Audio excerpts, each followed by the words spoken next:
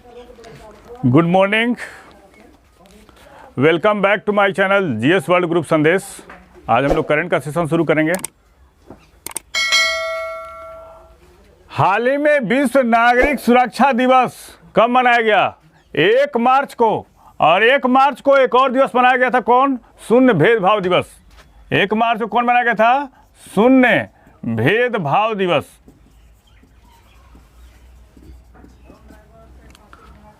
और इस दिवस को मनाने का उद्देश्य क्या है?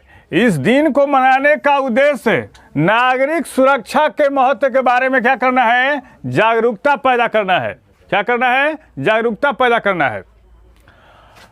2 मार्च को भारत में किस महिला क्रांतिकारी की पुण्यतिथि मनाई गई? तो सरोजिनी नायडू को। कौन? सरोजिनी नायडू। इनको क्या कहा जाता है? भारत कोकिला भी कहा जाता है। 2022 में इनकी 73वीं पुण्यतिथि थी। इनका जन्म कब हुआ था? 13 फरवरी 1879 को। कहाँ हुआ था? हैदराबाद में। और मृत्यु कब हुई थी? 2 मार्च 1949 को। 1925 में भारतीय राष्ट्रीय कांग्रेस की पहली भारतीय महिला अध्यक्षा बनी थी। किस अधिवेशन में? कानपुर अधिवेशन में। कौन सा अधिवेशन? कानपुर अधिवेशन में बनी थी। और पहली अध्यक्ष कौन थी? Annie Besant. प्रथम भारतीय कौन थी? सरोजिनी नायडू। देश की पहली महिला राज्यपाल कौन थी? सरोजिनी नायडू थी। इनके जन्म दिवस पर राष्ट्रीय महिला दिवस के रूप में भी मनाया जाता है। इनके जन्म दिवस पर राष्ट्रीय महिला दिवस के रूप में भी मनाया जाता है। इन्होंने कौन कौन सी पुस्तकें लिखी? गोल्डन थ्रेशोल्ड एग्जाम के लिए इंपॉर्टेंट है। The bird of A time और ब्रोकन विंग्स पुस्तक लिखी। ऊर्जा दक्षता ब्यूरो ने हाल ही में 1 मार्च 2022 को अपना कौन सा स्थापना दिवस मनाया? तो 20वां स्थापना दिवस मनाया। और ऊर्जा दक्षता ब्यूरो है क्या, इसके बारे में देख लेते हैं। यह भारत सरकार की एक एजेंसी है। क्या है? यह भारत सरकार की एजेंसी है जिसका लक्ष्य ऊर्जा दक्षता की सेवाओं को संस्थागत रूप देना है, ताकि देश के सभी क्षेत्रों में ऊर्जा दक्षता के प्रति जागरूकता उत्पन्न हो। और ऊर्जा दक्षता का अर्थ क्या होता है? किसी कार्य को करने के लिए कम ऊर्जा का उपयोग करना, अर्थात ऊर्जा की बर्बादी को समाप्त करना। ऊर्जा दक्षता के तहत कई तरह के लाभ होती है।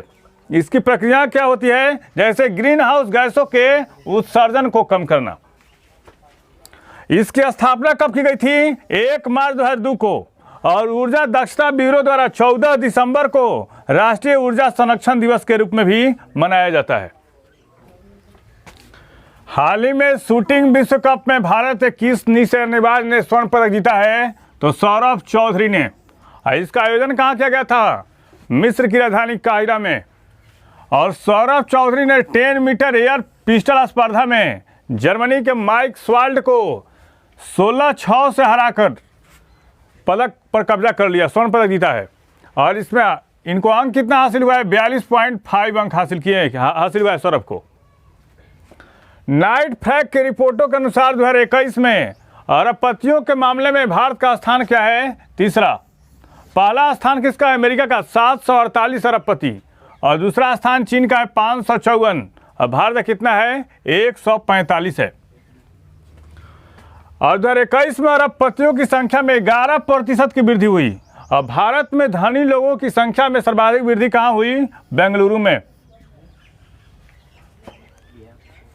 हाल ही में आयुर्वेदिक पौधों के महत्व और मानव शरीर पर उनके प्रभावों के प्रचार के लिए आरोग्य वनम का उद्घाटन किसने किया है?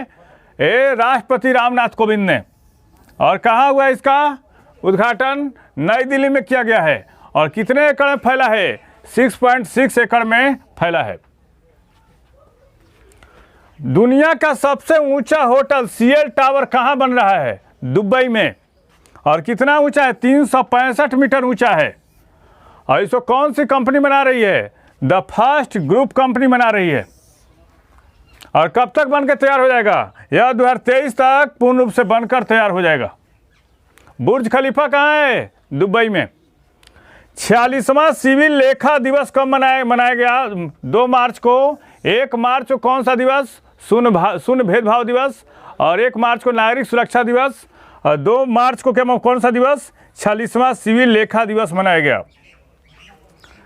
हाल ही में किस कंपनी के एमडी असनीर ग्रोवर ने इस्तीफा दे दिया है? तो भारत पे के एमडी थे, इन्होंने इस्तीफा दे दिया है। हाल ही में जारी centre for science and environment state of India's report 2022 में 17 एसडीजी 17 सतत विकास लक्ष्यों को अपनाने भारत का स्थान क्या रहा है? 120वां रहा है। पिछले साल कितना था? 117। और भारत का स्कोर क्या रहा है? 66। और शीर्ष राज्य कौन रहा इसमें? इसमें रहा केरल। दूसरे स्थान पे कौन? तमिलनाडु और हिमाचल प्रदेश। और तीसरे स्थान पे गोवा, कर्नाटक, आंध्र प्रदेश और उत्तराखंड। और सबसे पीछे कौन रहा? बिहार और झारखंड। और केंद्र शासित प्रदेश में शीर्ष पे कौन रहा? चंडीगढ़। दूसरे स्थान पे यूटी में तो दिल्ली, लक्षद्वीप और पुदुचेरी। द मिलेनियल जोगी पुस्तक किसने लिखा है? दीपम चटर्जी ने। कौन? दीपम चटर्जी। और centre for monitoring of Indian economy के फरवरी माह के ताज़ा आंकड़ों के अनुसार बिहार के गांवों में बेरोजगारी की दर कितनी फीसदी है? तो 13.5%। और शहरों में कितना रहा? 17.1%। 31वां दक्षिण पूर्वी एशियाई खेल कहाँ होंगे? वियतनाम। वियतनाम के बारे में हम लोग जान लेते हैं। वियतनाम की राजधानी कहाँ है? हनोई। रेड रिवर नदी कहाँ बहती है? रेड रिवर नदी ये बहती है वियतनाम में। और वियतनाम का राष्ट्रपिता किसको कहा जाता है? हो ची मिन्ह को। हो ची मिन्ह को। वियतनाम में कौन सी नदी बहती है? वियतनाम में बहती है मेकांग नदी। कौन? मेकांग नदी। इस चैनल के माध्यम से सही विषयों का तथ्यपरक विश्लेषण किया जा रहा है। आप इस चैनल से जुड़िए, लाइक कीजिए, सब्सक्राइब कीजिए। Thank you.